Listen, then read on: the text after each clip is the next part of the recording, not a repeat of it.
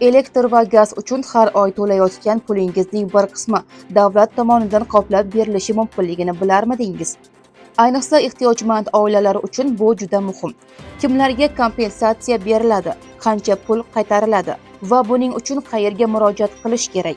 Hozir shu savollarga aniq javob beramiz. Videoni oxirigacha ko'ring, kanalga obuna bo'ling, like bosing va bu ma'lumotni ehtiyojmand oilalarga yuborib qo'ying. O'zbekistonda elektr energiyasi va tabiiy gaz narxlari o'zgarganidan keyin ayrim ehtiyojmand oilalar uchun kompensatsiya mexanizmi amal qilmoqda. Bu yordamning maqsadi kommunal to'lovlar oilaning daromadiga katta yuk bo'lib tushishining oldini olish. Xo'sh, kimlar kompensatsiya olishi mumkin? Kompensatsiya barcha fuqarolarga avtomatik tarzda berilmaydi. U ehtiyojmand oilalar va qonunchilikda belgilangan mezonlarga mos keladigan fuqarolarga taqdim etiladi. Eng muhim jihati shundaki, elektr energiyasi bo'yicha belgilangan bazaviy iste'mol me'yoridan oshgan qismning ma'lum miqdori uchun kompensatsiya berilishi mumkin. Amaldagi tartibga ko'ra, elektr energiyasidagi bazaviy 200 kWh-dan ortiq iste'mol qilingan qismning 150 kWh-gacha bo'lgan qismi uchun kompensatsiya mexanizmi qo'llanadi.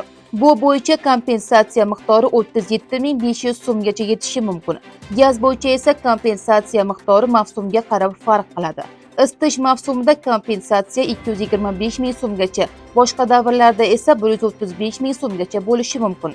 Lekin bu raqamlarni hamma oilaga shuncha pul beriladi deb tushunmaslik kerak. Kompensatsiyaning aniq miqdori oilaning maqomi, iste'mol hajmi va amaldagi tartibiga qarab belgilanadi. Shuning uchun eng muhim savol: men ham kompensatsiya olamanmi? Agar oilangiz ehtiyojmand deb e'tirof etilgan bo'lsa yoki tegishli ijtimoiy mezonlarga mos kelsa, kommunal to'lovlar bo'yicha kompensatsiya olish imkoniyati mavjud. Bu yerda yana bir muhim jihat bor. Kompensatsiya olish uchun barcha fuqarolar shunchaki elektr yoki gaz idorasiga borib pul talab qilishi kerak degani emas. Ayrim hollarda ma'lumotlar ijtimoiy himoya tizimlari orqali aniqlanadi va to'lovlar belgilangan tartibda amalga oshiriladi. Shuning uchun sizga kompensatsiya tegishli yoki yo'qligini rasmiy ma'lumotlar asosida tekshirish muhim. Ayniqsa kommunal to'lovlarni vaqtida amalga oshirib kelayotgan, lekin daromadi cheklangan oilalar bu imkoniyatni bilib qo'yishi kerak. Chunki bir oyda 30-40 ming so'm kichik summa bo'lib ko'rinishi mumkin, ammo bir yil davomida bu oilaviy byudjet uchun sezilarli mablag'ga aylanishi mumkin. Shu sababli elektr va gaz uchun to'lov qilayotgan bo'lsangiz, sizga qanday imtiyoz yoki kompensatsiya tegishli ekanligini tekshirib ko'ring. Eng muhimi, internetdagi har qanday xabarga ishonib ketmang. Kompensatsiya bo'yicha talablar va miqdorlar o'zgarishi mumkin.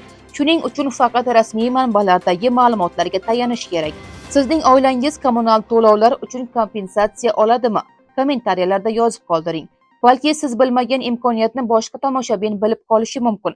Videoni foydali deb hisoblasangiz like bosing, kanalga obuna bo'ling va bu xabarni elektr va gaz uchun to'lov qiladigan yaqinlaringizga ham yuborib qo'ying. Xayr-salomat bo'ling.